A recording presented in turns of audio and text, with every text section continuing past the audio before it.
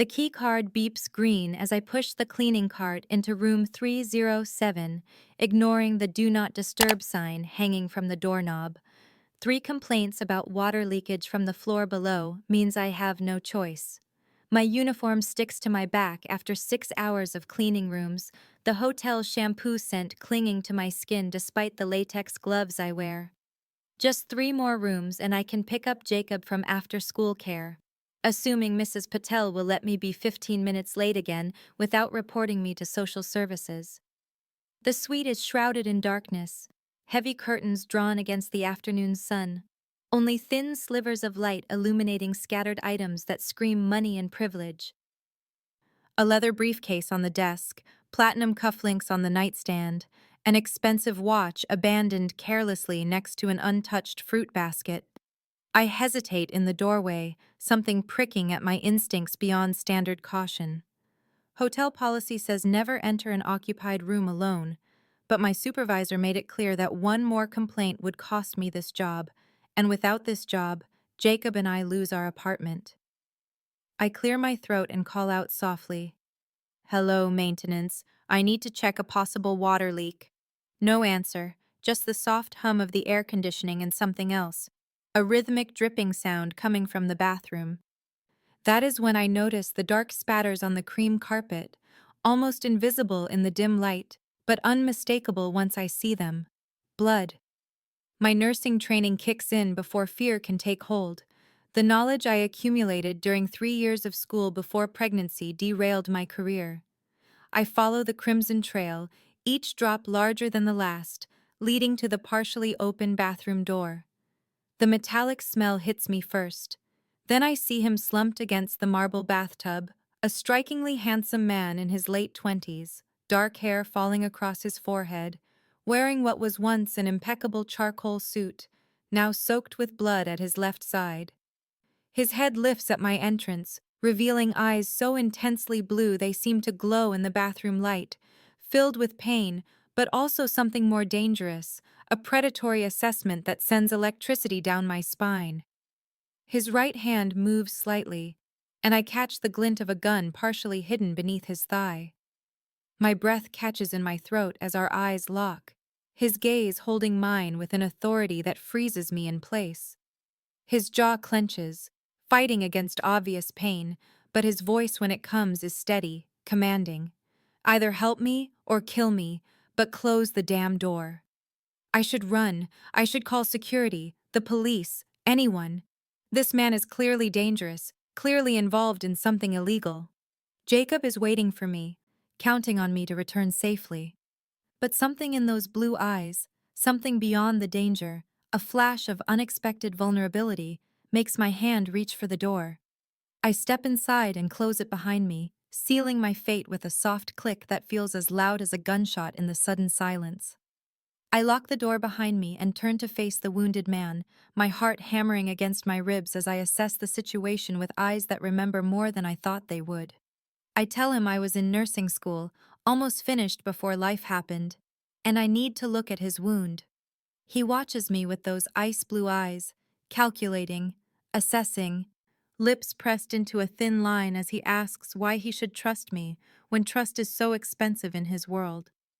I answer simply that I am all he has right now unless he wants the police involved. His slight nod is all the permission I get before I spring into action, grabbing clean towels from the rack, emptying my cleaning cart of its first aid kit that hotel policy requires on each floor. The bathroom transforms under my hands into a makeshift medical station, miniature shampoo bottles repurposed as antiseptic dispensers, sewing kit from the closet providing needle and thread for stitches. Shower rod becoming an IV stand for the saline bag I create from bottled water and salt packets from room service. As I cut away the expensive fabric of his shirt with hotel scissors, the wound reveals itself, a clean entry just above his hip, the bullet thankfully missing vital organs but leaving significant blood loss. What makes me pause are the other marks on his body, a tapestry of violence etched into olive skin. Old bullet wounds puckered and pink with healing, knife scars tracing patterns across his abdomen, and most tellingly, the intricate tattoo spanning his chest, a family crest I recognize from news headlines about organized crime in our city. My fingers falter for just a moment before professional detachment takes over, the training I never finished guiding my hands as I clean, disinfect, and prepare to stitch.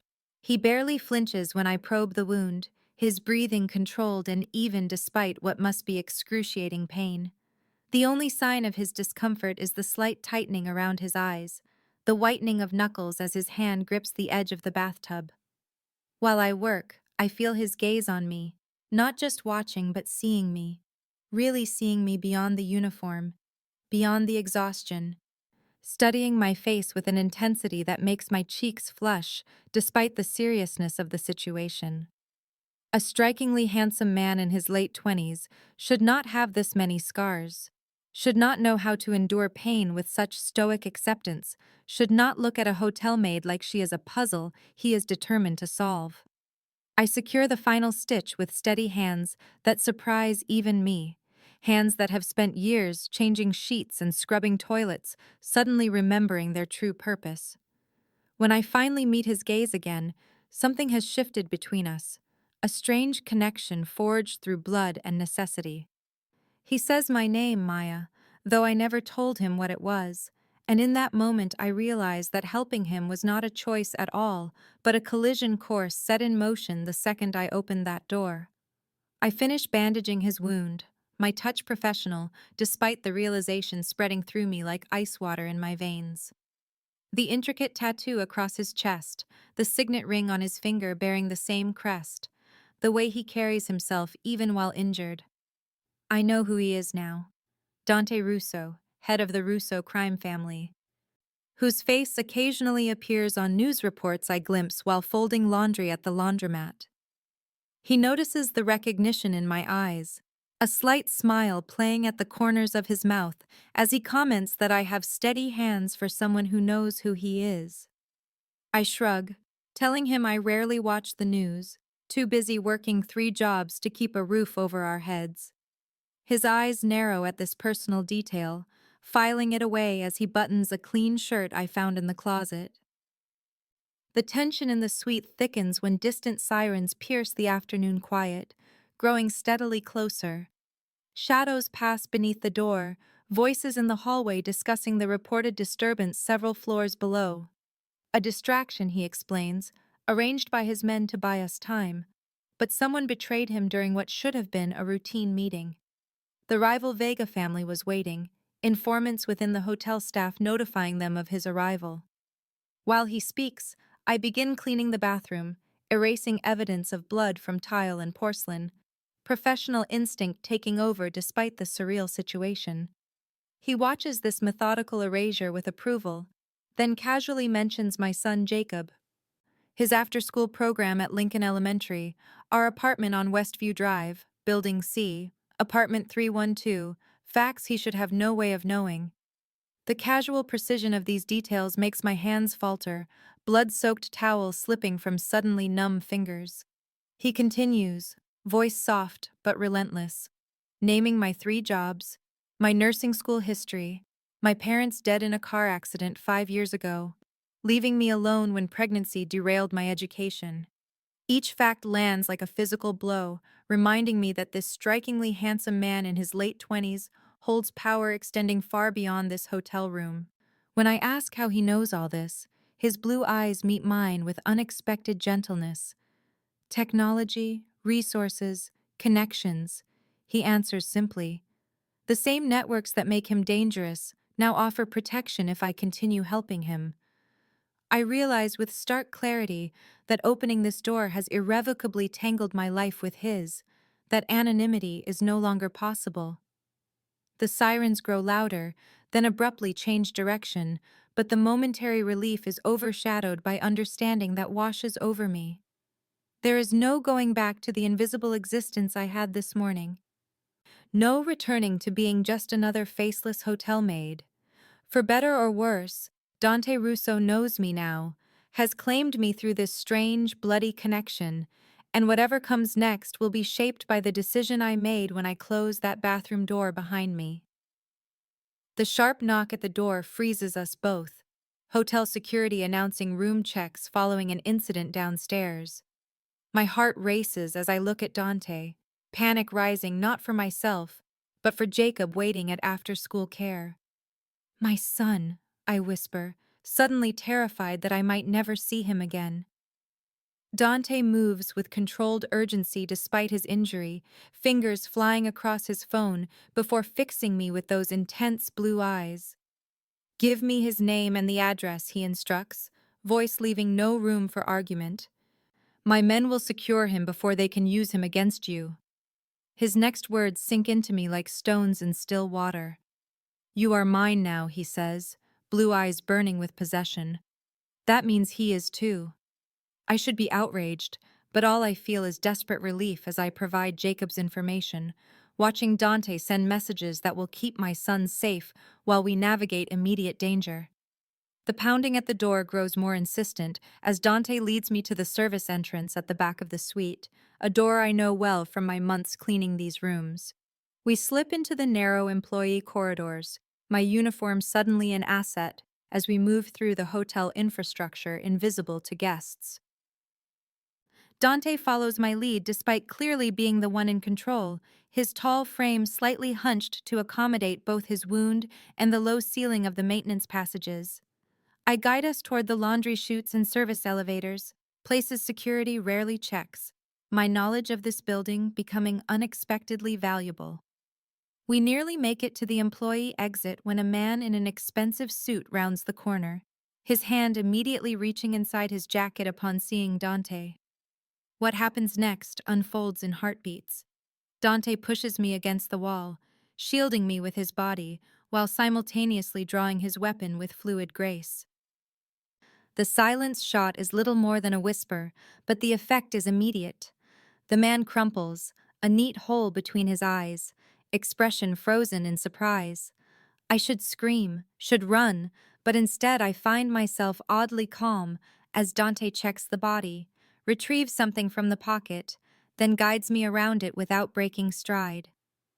The ruthless efficiency of the killing terrifies me, yet I cannot deny the twisted gratitude I feel for his protection when I see the gun the fallen man had partially drawn. Outside, a nondescript car idles at the curb, driver expressionless as he opens the door for us.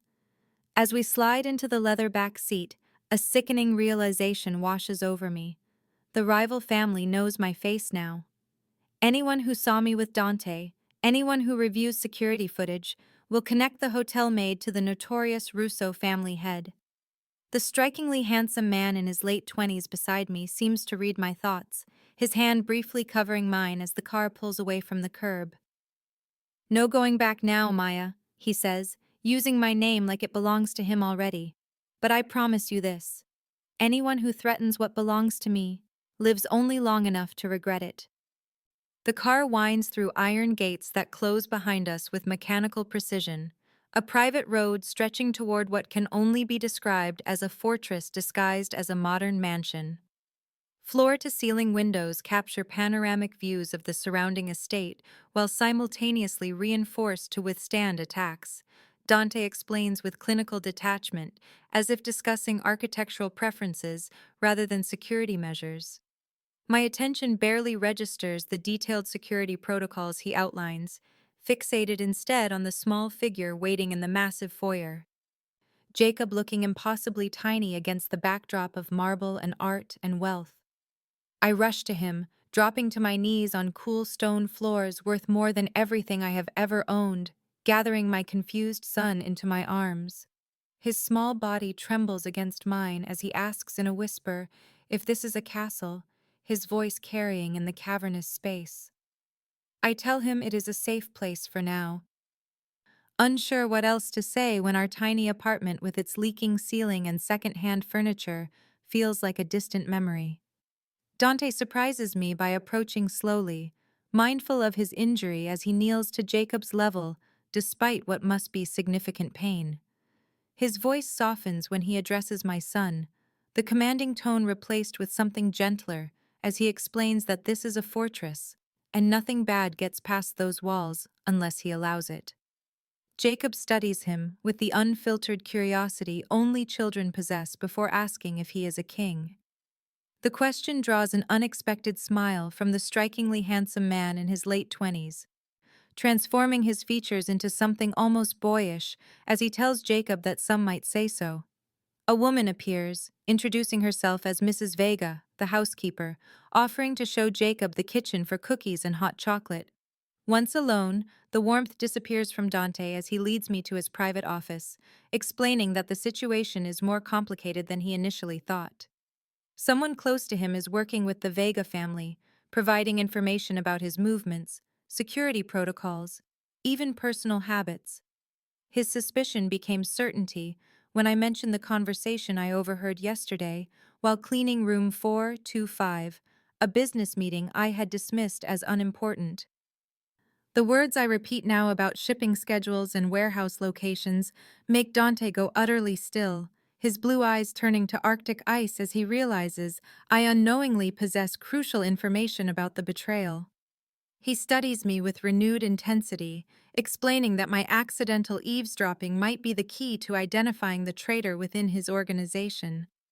The weight of this revelation settles over me as I look through the windows at Jacob in the garden below, suddenly understanding that our safety now depends entirely on helping this dangerous man solve the mystery of who wants him dead. 3 days pass in the fortified luxury of the Russo estate, my hands busy caring for Dante's wound, which heals cleanly under my attentive care. He watches me change his bandages each morning, those ice-blue eyes tracking my movements with an intensity that makes my skin prickle despite the clinical nature of our interaction. Tonight, he summons me to his private study after Jacob falls asleep, the room dark except for the glow of security monitors showing the perimeter of the property. I notice family photographs on his desk, one showing a younger Dante with an older man who shares his features, both smiling though their eyes hold shadows. Dante gestures for me to sit in the leather chair across from him, his movements careful but stronger now, as the strikingly handsome man in his late 20s outlines what he calls a proposition. He needs someone they will not suspect, someone invisible to identify the traitor in his organization. I respond that I am just a maid, nothing more, but his response surprises me. No, he counters, his voice firm but somehow gentle. I am observant, intelligent, and now the only person he knows is not working against him.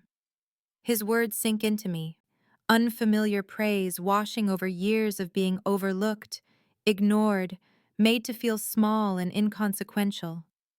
He explains his plan with precision, for me to pose as newly hired household staff, listening where others speak freely, watching for inconsistencies, using my practiced invisibility as a weapon rather than a burden. In exchange, he offers financial security beyond what I could earn in years of double shifts, a college fund for Jacob, medical insurance, a future without the grinding poverty that has defined my existence since becoming a mother. All this for information, for loyalty, for helping him identify who wants him dead. I should refuse, should demand he return us to our apartment, our normal life, but the security monitors flicker with images of men in dark cars patrolling the streets near my building, rival families hunting for the maid who helped Dante Russo escape. There is no going back, only forward into whatever new reality this dangerous man offers. I study him as he waits for my answer, noting how his hand rests near the gun he never seems to be without, how his posture remains vigilant despite our apparent safety, how his gaze continually moves to the monitor showing Jacob sleeping peacefully upstairs.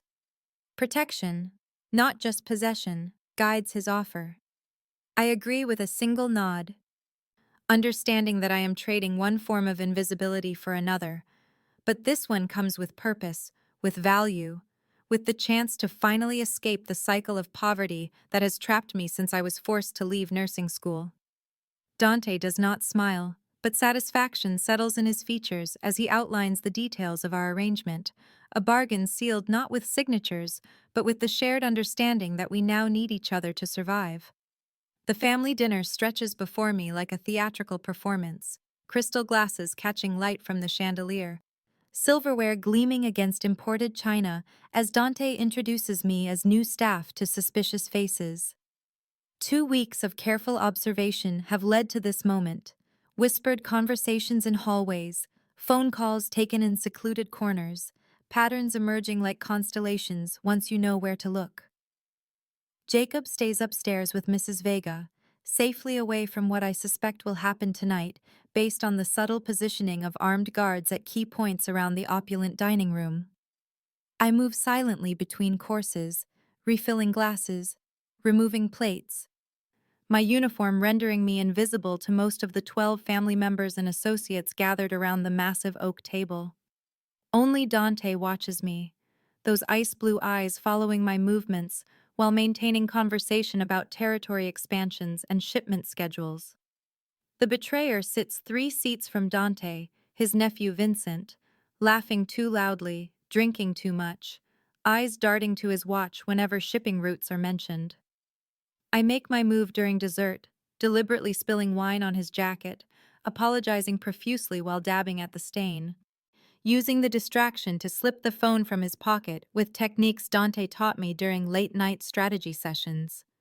I place it beside his water glass, screen unlocked, and displaying messages to the Vega family, detailed betrayals illuminated for all to see. The room falls silent as Vincent realizes what I have done, his face contorting with rage as he rises, grabbing my wrist with bruising force. "You are just a maid," he spits, voice venomous with contempt. "No one will believe you over me." Dante emerges from the shadows behind his chair, voice deadly calm as he responds that he believes me. And in this family, that is all that matters. Everything erupts at once, Vincent pulling a concealed weapon, the strikingly handsome man in his late 20s moving with predatory grace despite his healing wound. I dive beneath the table, crawling toward the door, where I know Jacob might wander in, despite instructions to stay upstairs. Gunshots echo through the dining room, shouts and breaking glass creating a symphony of violence. I reach the doorway just as Jacob appears, confused and frightened, pulling him down and covering his small body with mine as bullets embed in the wood above us. Through the chaos, I spot movement on the balcony overlooking the dining room, a second gunman taking aim at Dante who remains focused on Vincent. Without conscious thought, I grab a heavy silver serving tray, flinging it with precision born from years of balancing multiple food orders. It strikes the hidden assassin, disrupting his aim, his shot going wild as Dante whirls and fires upward, eliminating the threat with cold efficiency. When silence finally falls, Dante stands unharmed amid the destruction, his eyes finding mine across the room where I shield Jacob, something like wonder crossing his features as he realizes what I have done, loyalty proven not just through information but through action, my place in his world no longer temporary but permanent. Dawn breaks over the estate gardens, painting the sky in watercolor strokes of amber and rose gold, the first light touching dew-kissed flowers, still bearing traces of blood from the night before. I sit beside Dante on the stone bench overlooking the maze of hedges and fountains, watching the sun rise on what feels like the first day of my new life. Jacob sleeps peacefully just inside the glass doors behind us, exhausted from fear and excitement, his small chest rising and falling beneath blankets worth more than everything we once owned. Dante looks different in this gentle light, his wound bandaged again by my hands after it reopened during the fighting, vulnerability etched in the lines of pain around his eyes that he allows no one else to see. The strikingly handsome man in his late 20s studies the horizon as he tells me I could leave now, take Jacob and go. He has transferred enough money for a new start. His voice remains steady, but his fingers brush mine briefly, betraying the tension in his offer. I consider it for exactly 3 heartbeats before asking where we would go that his enemies will not find us, where his protection will not reach. The question hangs between us, like the morning mist curling through the garden paths, neither of us pretending there is a simple answer. He turns to me then, those ice-blue eyes holding mine with an intensity that still sends electricity down my spine, no longer from fear, but something far more complex. Then stay, he says, voice dropping to that register that makes my skin warm despite the morning chill, not as staff, but as mine. I find myself negotiating terms with a man who commands an empire of shadows, my voice stronger than I ever imagined it could be, demanding Jacob attend the best schools, insisting on continuing my medical training, requiring autonomy within the protection he offers. With each point he nods, respect deepening in his gaze, understanding that I come to him not as a possession but as an ally who proved her worth in blood and loyalty. The garden brightens as we reach our agreement, sunlight spilling across marble statues and carefully tended roses, illuminating the weapons now concealed beneath my clothing, alongside the medical supplies I never leave behind. I think of the uniform I abandoned, the invisibility I wore for years while struggling to survive, the woman who trembled upon discovering a wounded man in room 307. That maid is gone, transformed through fire and necessity into someone stronger, someone seen. I reach for his hand, our fingers interlacing as we both look toward Jacob, the promise of protection and power, replacing the desperate uncertainty that defined my former life. The staff will whisper about us. The maid who saved Dante Russo, becoming the woman who stands beside him. But their words hold no power over me now.